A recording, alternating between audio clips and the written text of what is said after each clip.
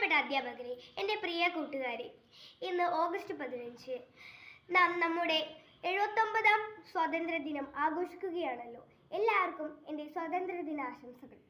1947 August 15 നമ്മുടെ രാജ്യത്തിന് British ഭരണത്തിൽ നിന്നും സ്വാതന്ത്ര്യം ലഭിച്ചത്.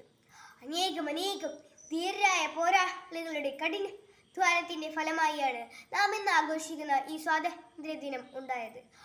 അതിനാൽ തന്നെ ഈ ദിനം ആരും മറക്കരുത് കൂട്ടുകാരെ, മറക്കരുത്.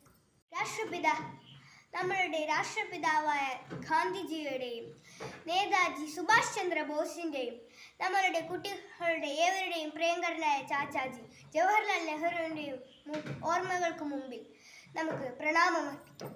1947 നിന്നും 2025 എത്തിയപ്പോഴേക്കും ഇന്ത്യ പടവുകൾ ചവിട്ടിക്കയറുകയാണ്.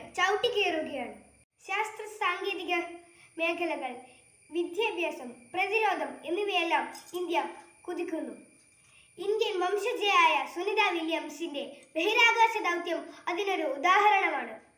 എന്നാൽ ഇന്ന് കൊലപാതകവും സ്ത്രീ പീഡനങ്ങളും സ്ത്രീധന മരണങ്ങളും ഒരു തുടർക്കഥയായി മാറിക്കൊണ്ടിരിക്കുന്നു. അതുപോലെ ജാതിയുടെയും വർഗത്തിന്റെയും പേരിൽ മനുഷ്യർ പരസ്പരം ഇല്ലാതാകുന്നു.